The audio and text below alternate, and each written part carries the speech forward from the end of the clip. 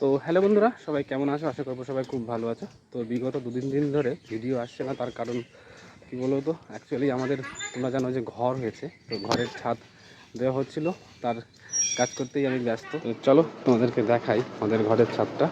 তো অ্যাকচুয়ালি কালকে সারাদিন প্রচণ্ড পরিমাণে বৃষ্টি হয়েছিল, যার জন্য কী বলো তো, মানে বৃষ্টির মধ্যেই ছাদ হয়েছে, তার আমি এতটাই ব্যস্ত ছিলাম যার জন্য ভিডিও করতে পারিনি কদিন ধরে।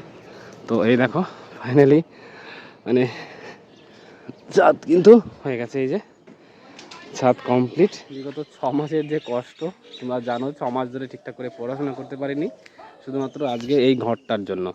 তো যাই হোক, ফাইনালি ছাদ কিন্তু কমপ্লিট হয়েছে গতকাল।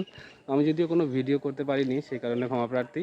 তো আমার একজন ভিডিও করেছিল, সেটা তোমরা অবশ্যই স্ক্রিনে দেখতে পাবে। তো অনেক কষ্ট করে, মানে কি বলবো, কালকে যা কী কষ্ট গেছে আমার, সেটা তোমাদের কাছে আমি বলে বোঝাতে পারবো না।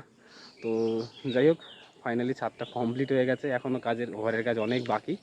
তো সেটাই তোমাদের কাছে সমস্ত বিষয়ই তোমাদের সাথে শেয়ার করি। তো এটা কেন শেয়ার করব না, সেটাই হলো ব্যাপার। তো আগে আমরা এই ঘরে থাকি, মানে এখনও পর্যন্ত এই ঘরে থাকি। এখানে বাবা মা আর আমি থাকি, আর এই ঘরটা কমপ্লিট হয়ে গেলে এখানে বাবা মা থাকবে আর আমি ওই ঘরেই থাকবো। তো যাই হোক, ফাইনালি অনেক কষ্টের পরে কিন্তু ঘরটা কমপ্লিট হয়নি, মানে ছাদ কমপ্লিট হয়েছে। আর এখান থেকে আমাদের যে ঘরের যে ভিউটা না, দারুণ লাগে। দেখতে পাচ্ছ এখানে জমি, এটা হলো আমাদের জমি। আর কী বলো তো, ঠিকঠাক করে এই 6 মাস আমি পড়াশোনাও করতে পারিনি। আমি যেখানে পড়তে যেতাম সেই পড়াশোনাও আমি মানে মোটামুটি ছেড়ে দিয়েছিলাম। আর এই ঘরের পেছনে তোমরা জানো, এই ঘরটা হলো সরকারি ঘর। এখানে বাবা প্রায় 1,20,000 টাকার মতো পেয়েছিল। তো 1,20,000 টাকায় ঘর হয় না, সত্যি কথা, পরিষ্কার কথা, 1,20,000 টাকায় ঘর হয় না। ঘর করে বুঝতে পারলাম।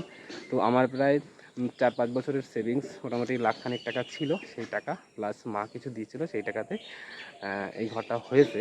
এখনও অনেক কাজ বাকি, ঠিক আছে। তাইতেই বিল্ডার্সের দোকানে কিছু টাকা মানে ধারও আছে, মানে দেনা করেও করা হয়েছে মোটামুটি 1,000-10,000 মতো টাকা। তো আমার মতো যারা আছে অবশ্যই বাবা মার জন্য হলে একটু হলেও করো, কারণ বাবা মা আমাদেরকে অনেক কষ্ট করে মানুষ করে। তো সেই জিনিসটার দিকে একটু ধ্যান রেখো। তো এই আর কি বলা। তো যাই হোক, আমার 50% হলেও একটু টেনশন রিলিভ হয়েছে। যাই হোক, ছাদটা হয়ে গেছে। এবার টুকটুক করে আমি আমার নিজের পড়াশোনার দিকেও ধ্যান দিতে পারবো। তো তোমরা অবশ্যই তোমাদের ব্যক্তিগত মতামত আমাকে একটু জানিও। আর দেখা যাক, ভগবান যদি চাকরি দেয় তাহলে ঘর এইদিকেও বাড়াবো। এই সাইডে যে ঘরটা আছে, এই ঘরটা ভেঙে এখানে আর একটা রুম করবো, ওই সাইডে একটা রুম করব, এই হলো আমার প্ল্যান। তো দেখা যাক কতটা সফল হয়। তোমরা যদি সাপোর্ট করো অবশ্যই হবে সেটা। আর আমি যদি আমার কষ্ট যদি ঠিক করতে থাকি, মানে আমি যদি আমার ঠিকঠাক করে কাজবাজ করি বা ঠিকঠাক করে পড়াশোনা করি, যদি চাকরি বাকরি পাই, তাহলে সেটা অবশ্যই হবে।